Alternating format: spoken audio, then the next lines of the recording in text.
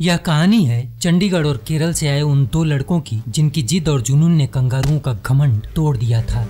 यह कहानी है उस दौर की जब क्रिकेट की धरती पर सिर्फ और सिर्फ कंगारुओं की बादशाहत और कंगारुओं का वर्चस्व हुआ करता था। किसी भी देश की सरहदों से कंगारुओं को कोई फर्क नहीं पड़ता था। देश कोई भी हो, क्रिकेट की धरती पर विजेता कंगारू ही हुआ करते थे। एक ऐसा देश और उस देश के कुछ ऐसे खिलाड़ी जिनकी डिक्शनरी में पराजय नाम का कोई शब्द नहीं था, और उन्हीं कंगारुओं को भारत के दो बेटों ने मिलकर कुछ इस तरह से पराजित किया कि उनकी बादशाहत, उनका वर्चस्व, उनके सपने, उनका अभिमान और उनका अहंकार सब कुछ टूटकर बिखर गया।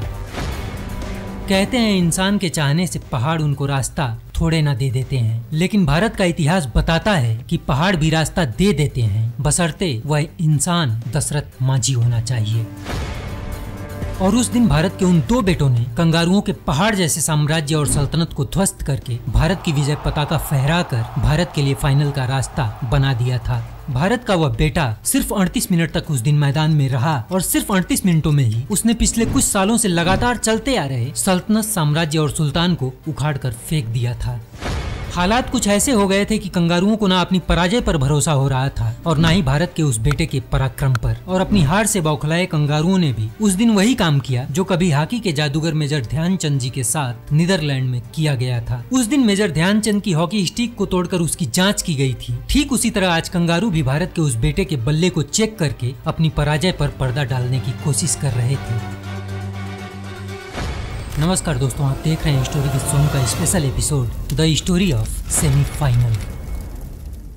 1999, 2003 और 2007 लगातार इन तीनों विश्व कप पर जीत दर्ज करने के बाद कंगारुओं का घमंड अपने शिखर पर था। कुछ ऐसे ही हाल और हालात में इसी साल 2007 को T20 विश्व कप का पहला एडिशन प्रारंभ हो चुका था और कंगारू इस विश्व कप के भी प्रबल दावेदार थे। कहा जा रहा था कि कोई भी सेमीफाइनल या फाइनल खेले, इससे कोई फर्क नहीं पड़ेगा, विजेता तो कंगारू ही होंगे।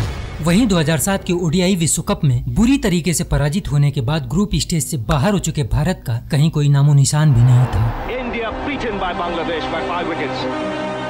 खुद भारतीय क्रिकेट फैंस भी अपनी टीम से कोई खास उम्मीद नहीं कर रहे थे, क्योंकि ओडीआई विश्व कप में भारतीय टीम की शर्मनाक पराजय ने उनका दिल और उनकी उम्मीदें दोनों तोड़ दी थी। लेकिन इसी साल 2007 को T20 विश्व कप में एक ऐसी घटना घटी जिसने इतिहास में अपनी जगह तो बनाई ही साथ भारतीय क्रिकेट फैंस की उम्मीदों को भी जिंदा कर दिया था। इस घटना के बाद अब भारत को भी लगने लगा था कि यह विश्व कप हमारा हो सकता है, और वह घटना थी जब 19 सितंबर 2007 को इंग्लैंड के खिलाफ स्टुअर्ट ब्रॉड के ओवर में युवराज सिंह ने 6 गेंदों पर लगातार 6 छक्का लगाकर भारत की उम्मीदों को जिंदा कर दिया था।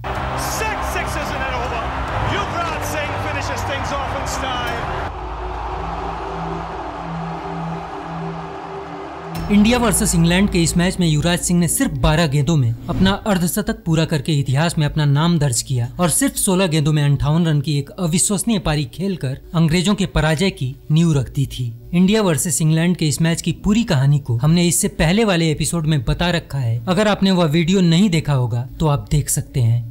युवराज की इस पारी ने संपूर्ण भारत का सीना गर्व से चौड़ा कर दिया था। सही मायने में युवराज सिंह की यही वो पारी थी जिस पारी ने नए नवेले कप्तान महेंद्र सिंह धोनी की आर्मी में पहली बार यह भरोसा पैदा किया था कि टीम इंडिया यह विश्व कप जीत सकती है। युवराज सिंह की इस सिर्फ एक पारी ने भारत के सभी खिलाड़ियों का हौसला बुलंद कर दिया था। अब टीम इंडिया 2007 ओडीआई विश्व कप के पराजय और उसके सदमे से बाहर आ चुकी थी। खैर, अंग्रेजों को पराजित करने के बाद सुपर 8 में भारत का अगला मुकाबला साउथ अफ्रीका से था और यह मुकाबला तय करने वाला था कि भारत इस विश्व कप के सेमीफाइनल का सफर तय करेगा या नहीं।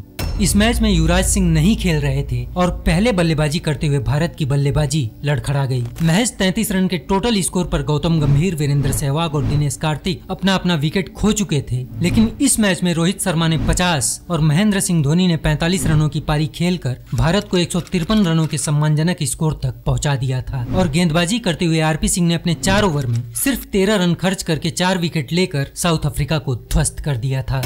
साउथ अफ्रीका को 37 रनों से पराजित करने के बाद अब भारत इस विश्व कप के सेमीफाइनल में पहुंच चुका था। विश्व कप का सेमीफाइनल क्रिकेट की धरती का एक ऐसा मुकाबला जहां सही मायनों में खिलाड़ियों की क्षमता का असली आकलन होता है। और इस सेमीफाइनल मुकाबले में भारत के सामने थी उस दौर की सबसे बड़ी टीम और लगातार 3 बार के विश्व विजेता कंगारू। क्रिकेट की धरती पर डर और आतंक का दूसरा नाम कंगारू, जिनके पास एडम गिलक्रिस्ट, मैथ्यू हेडन और ब्रेड हॉज जैसे विध्वंसक बल्लेबाज थे, जिनके सामने कोई भी लक्ष्य असंभव नहीं होता था, जिनके पास एंड्रयू साइमंड्स जैसे खतरनाक ऑलराउंडर और ब्रेटली जैसा रफ्तार का सौदागर और मिचेल जॉनसन जैसे घातक गेंदबाज थे, जिनके सामने दुनिया के बड़े से बड़े बल्लेबाज को अपना हथियार डालते समय नहीं लगता था। यह सेमीफाइनल मुकाबला प्रारंभ होने से पहले क्रिकेट का हर छोटा बड़ा जानकार भविष्य पत्रिका लेकर अपनी वाड़ी में कंगारुओं के जीत की भविष्यवाणी कर रहा था। मैच प्रारंभ होने से पहले ही कंगारुओं के जीत का मीटर मिल्खा सिंह की तरफ भागकर 80% के ऊपर जा पहुंचा था और भारत के जीत की संभावनाएं 20% से भी कम बताई जा रही थी। कुछ ऐसे ही हाल और हालात में 22 सितंबर 2007 को डरबन के इस मैदान पर इस विश्व कप का यह सेमीफाइनल मुकाबला भारत और कंगारुओं के बीच प्रारंभ होने वाला था। अब आज कंगारुओं का घमंड या तो टूटने वाला था या तो उनका घमंड जारी रहने वाला था। शाम के लगभग 6 बज चुके थे। देश के कई छोटे बड़े शहरों में प्रोजेक्टर के थ्रू बड़ी स्क्रीन पर हजारों की संख्या में इस मैच को देखने के लिए लोगों की आंखें बेचैन हो रही थी। उस समय महाराष्ट्र में गणेशोत्सव का त्योहार चल रहा था और महाराष्ट्र में रहने वाला हर क्रिकेट प्रेमी यह मैच प्रारंभ होने से पहले गणपति के पंडाल में जाकर शिवपुत्र यानी भगवान गणेश से भारत विजय की कामना कर रहा था। शाम के 6 बज चुके थे। 2 विकेट कीपर बल्लेबाज एडम गिलक्रिस्ट और महेंद्र सिंह धोनी बतौर कप्तान मैदान में सिक्का उछालने के लिए एक दूसरे के आमने सामने थे। नियति का खेल उस दिन कुछ ऐसा था कि जिस एडम गिलक्रिस्ट को अपना आदर्श मानकर महेंद्र सिंह धोनी ने क्रिकेट खेलना प्रारंभ किया था, आज उसी एडम गिलक्रिस्ट के सामने महेंद्र सिंह धोनी बतौर कप्तान खड़े थे। खैर, धोनी ने टॉस जीतकर बल्लेबाजी करने का निर्णय लिया। भारत की तरफ से गौतम गंभीर और वीरेंद्र सहवाग ने पारी का प्रारंभ किया और कंगारुओं की तरफ से गेंद ब्रेटली के हाथों में थी। ब्रेटली उस दौर का सबसे तेज और घातक गेंदबाज, जिसके सामने रन बनाना तो दूर, भारत के सामने चुनौती थी अपना विकेट सुरक्षित रखने की। ब्रेटली ने पहले ओवर की पहली ही गेंद डाली और गौतम गंभीर इस गेंद पर बाल बाल बच गए। इस गेंद के बाद ब्रेटली ने गौतम गंभीर को कुछ इस तरह से आंखें तरेरी जो कंगारुओं के घमंड की गवाही दे रही थी। और ब्रेटली के इस ओवर की तीसरी गेंद को गंभीर ने पॉइंट के ऊपर से खेला और गेंद 4 रनों के लिए बाउंड्री के बाहर चली गई। ब्रेटली के पहले ओवर में भारत के इन दोनों बल्लेबाजों ने किसी तरह से 5 रन बटोरा और दूसरा ओवर प्रारंभ होने से पहले ही सहवाग की मांसपेशियों में खिंचाव आ गया और यह भारत के लिए अच्छी खबर नहीं थी। एक तो कंगारुओं का आक्रमण और दूसरे सहवाग की मांसपेशियों में आए खिंचाव के कारण सहवाग के बल्ले से रन निकलना मुश्किल हो गया था। 5 ओवर समाप्त हो चुका था और भारत के स्कोर बोर्ड पर सिर्फ 26 रन दिखाई दे रहे थे। 19 गेंदों में 20 रन बनाकर गौतम और 11 गेंदों में सिर्फ 5 रन बनाकर सहवाग मैदान में तो थे, लेकिन यह आंकड़े कंगारुओं के आक्रमण के सामने भारतीय बल्लेबाजों की बेबसी की गवाही दे रहे थे। 6वें ओवर के लिए गेंद अब जॉनसन के हाथों में थी। जॉनसन के इस ओवर की पहली ही गेंद पर सहवाग ने खड़े खड़े पॉइंट के ऊपर से शॉट खेला और गेंद 2 फील्डरों के बीच से होती हुई 4 रनों के लिए बाउंड्री के बाहर चली गई। सहवाग के बल्ले से निकला यह पहला चौका था जो 5 ओवर के बाद आया था। भारतीय दर्शकों को लगा कि अब सहवाग शायद अपने रंग में लौटेंगे कि इस चौके से गुस्साए जॉनसन ने बैक ऑफ लेंथ गेंद डाली और गेंद सहवाग की उम्मीदों की अपेक्षा से अधिक ऊपर उठ गई और बल्ले का बाहरी किनारा लेकर गिलक्रिस्ट के हाथों में समा गई। सिर्फ 30 रन के टोटल स्कोर पर 13 गेंदों में मात्र 9 रन बनाकर भारत के विस्फोटक वीरेंद्र पवेलियन वापस चले गए और 8वें ओवर में जॉनसन ने गंभीर का विकेट लेकर भारतीय खेमे में खामोशी ला दी।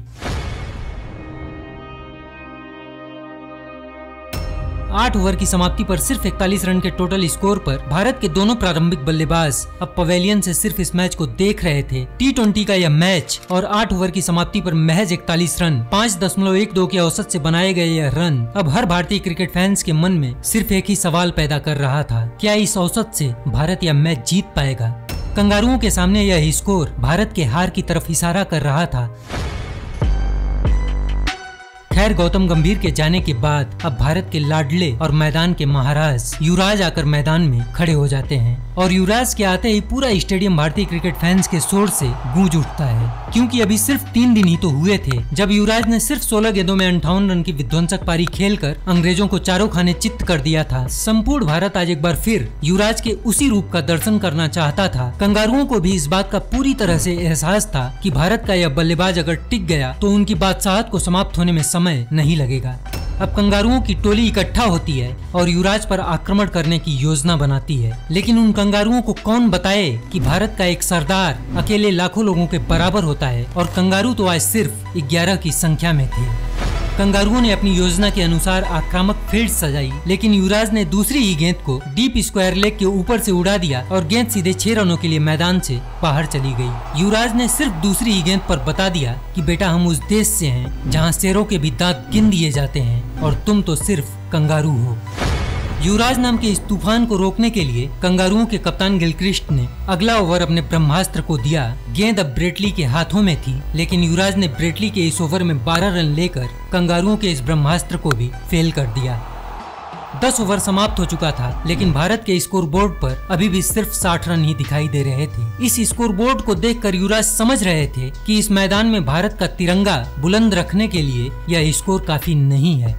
11वें ओवर के लिए गेंद अब कंगारुओं के सबसे खतरनाक ऑलराउंडर एंड्रयू साइमंड्स के हाथों में थी और साइमंड्स के इस ओवर में युवराज और उथप्पा ने मिलकर 19 रन कूद डाले। कंगारुओं के खिलाफ इतना भीषण प्रहार इस विश्व कप में पहली बार हो रहा था, लेकिन इस प्रहार से संपूर्ण भारत अब खुशी से झूम रहा था। 14वें ओवर के लिए गेंद क्लार्क के हाथों में थी और युवराज ने अकेले क्लार्क के इस ओवर में 21 रन लूट लिए। He just swiveled onto the back foot and getting his half century with that. युवराज ने सिर्फ 20 गेंदों में अपना अर्धशतक पूरा किया और अपने सारे गेंदबाजों को बेबस देखकर कंगारुओं के कप्तान गिलक्रिस्ट ने गेंद अपने सबसे शातिर गेंदबाज मिचेल जॉनसन के हाथों में थमा दी। जॉनसन के पहली 2 गेंदों पर रॉबिन उथप्पा ने लगातार 2 शानदार 6 लगाए, लेकिन तीसरी गेंद पर रॉबिन उथप्पा रन आउट हो गए। रॉबिन उथप्पा ने इस मैच में 28 गेंदों पर 34 रनों की सुलझी हुई पारी खेली और रॉबिन उथप्पा के जाने के बाद अब कंगारुओं के आक्रमण का सामना करने के लिए भारत का वह लंबे बालों वाला कप्तान खुद मैदान में आ चुका था। 18वें ओवर में क्लार्क की तीसरी गेंद पर जब युवराज का विकेट गिरा, तब तक युवराज ने कंगारुओं के पराजय की नींव खोद डाली थी। इस मैच में युवराज सिंह सिर्फ 38 मिनट तक मैदान में रहे और उन 38 मिनटों में युवराज ने सालों से चली आ रही कंगारुओं की बादशाहत को ध्वस्त करने का ट्रेलर लॉन्च कर दिया था। उन 38 मिनटों में युवराज ने सिर्फ 30 गेंदों का सामना किया और उन 30 गेंदों में 70 रनों की एक ऐतिहासिक पारी खेल डाली थी।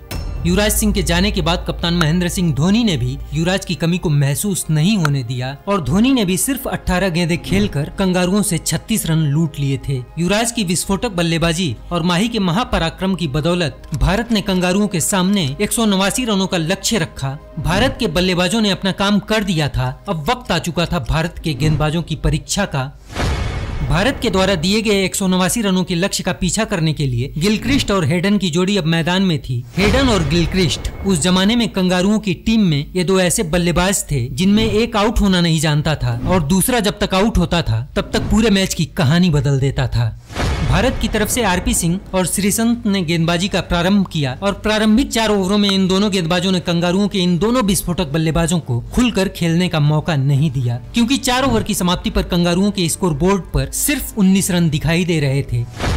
इस मैच में श्रीसंत की आक्रामकता कुछ इस कदर थी कि इसी चौथे ओवर में श्रीसंत ने मैथ्यू हेडन के खिलाफ एलबीडब्ल्यू की इतनी अत्यधिक अपील की कि आईसीसी आचार संहिता के खंड 1.5 के उल्लंघन के कारण श्रीसंत को मैच फीस का 25% जुर्माना भी भरना पड़ा था। लेकिन 5वां ओवर लेकर आए आरपी सिंह को इन दोनों बल्लेबाजों ने अपने निशाने पर ले लिया और आरपी सिंह के इस ओवर में कुल 17 रन कूद डाले। जो काम भारत ने युवराज सिंह के आने के बाद प्रारंभ किया था, गिलक्रिस्ट ने वह काम 5वें ओवर में ही प्रारंभ कर दिया था। पूरे विश्व क्रिकेट को उस वक्त पता था कि अगर गिलक्रिस्ट नाम का यह तूफान 15-20 गेंदें और खेल लेता तो यह मैच भारत की पहुंच से बहुत दूर चला जाता। भारत को यह मैच जीतने के लिए गिलक्रिस्ट की गिल्लियों पर प्रहार करना बेहद जरूरी था और इस प्रहार के लिए गेंद एक बार फिर श्रीसंत के हाथों में थी और इस ओवर की पहली ही गेंद पर श्रीसंत ने गिलक्रिस्ट की गिल्लियों पर इतना भयंकर प्रहार किया जिसका वार कंगारुओं की जड़ें हिला गया। श्रीसंत के इस वार से भारत इस मैच में एक बार पुनः वापस लौट आया था। इस मैच में इससे बड़ा विकेट कोई हो ही नहीं सकता था। गिलक्रिस्ट का यह विकेट लेने के बाद श्रीसंत का यह सेलिब्रेशन श्रीसंत के अंदर पल रही कंगारुओं को पराजित कर देने की अभिलाषा की गवाही दे रहा था। गिलक्रिस्ट ने इस मैच में आउट होने से पहले सिर्फ 12 गेंदें खेली थी और 23 रन लूट लिए थे। गिलक्रिस्ट के जाने के बाद मैथ्यू हेडन और ब्रेड हॉज ने कंगारुओं की पारी को आगे बढ़ाया और 9वें ओवर में पठान ने ब्रेड हॉज का विकेट लेकर इस साझेदारी को समाप्त कर दिया।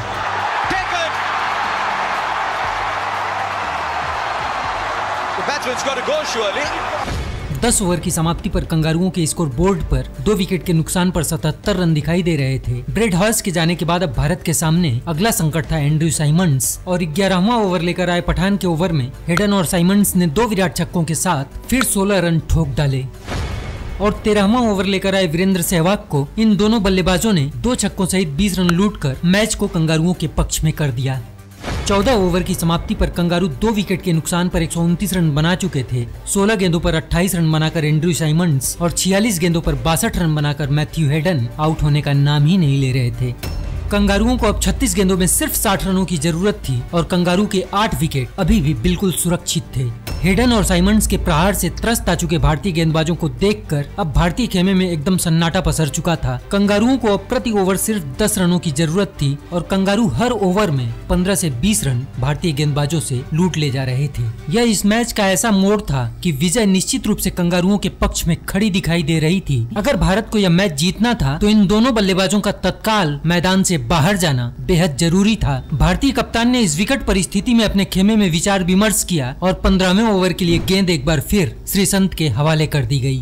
संपूर्ण भारत की उम्मीदों का भार अब श्रीसंत के कंधों पर था। भारत का हर वह शख्स जो इस मैच को देख रहा था वह श्रीसंत की तरफ उम्मीद की आखिरी नजरों से देख रहा था। मानो हर शख्स श्रीसंत से कहना चाह रहा था कि भारत के लाल अब भारत की लाज तुम्हारे हवाले है। और श्रीसंत ने अपने इस ओवर में एक ऐसी गेंद डाली जिसने पूरे मैच का पासा ही पलट दिया।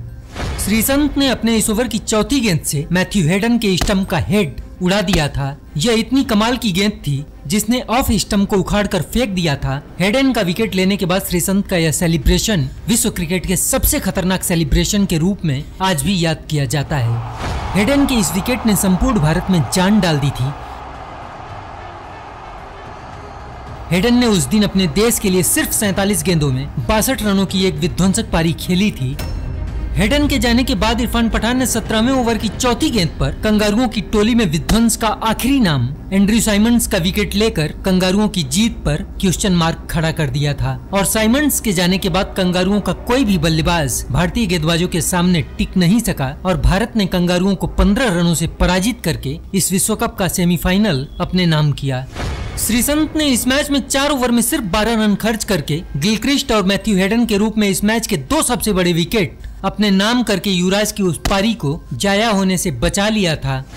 युवराज सिंह को 30 गेंदों पर 70 रन बनाने के लिए इस मैच का सर्वश्रेष्ठ खिलाड़ी घोषित किया गया और उसी युवराज सिंह ने इस मैच के 13 साल बाद अपने एक इंटरव्यू में इस बात का खुलासा किया कि मैच खत्म होने के अगले दिन जब युवराज सिंह खाना खा रहे थे तो वहां अपने कुछ खिलाड़ियों के साथ ऑस्ट्रेलियाई कोच पहुंचे और उन्होंने युवराज सिंह से पूछा कि तुम्हारे बैट के पीछे फाइबर वाइबर तो नहीं लगा है, हमें तुम्हारा बैट देखना है। मतलब साफ था कि वे युवराज के बैट को देखना नहीं बल्कि उसको चेक करना चाहते थे। युवराज सिंह ने भी खाना खाने के बाद अपना बैट कंगारुओं के कोच के हाथों में पकड़ा दिया। उस कोच को युवराज का बल्ला बाकी बल्लों की तरह ही सामान्य मिला और कोच की सांत्वना के बाद भी कंगारुओं के कप्तान ने युवराज से पूछा कि तुम्हारा बैट कौन बनाता है। युवराज सिंह ने एडम गिलक्रिस्ट को अपना बैट बनाने वाले का पूरा एड्रेस पता दिया और इसके बाद कंगारू संतुष्ट होकर लेकिन मायूस होकर वापस लौट गए। उन कंगारुओं को उस दिन पता चल चुका था कि युवराज सिंह के बैट में नहीं बल्कि युवराज सिंह की कलाई में इतनी ताकत थी जिस ताकत ने उस दिन कंगारुओं के सल्तनत की गर्दन मरोड़ दी थी।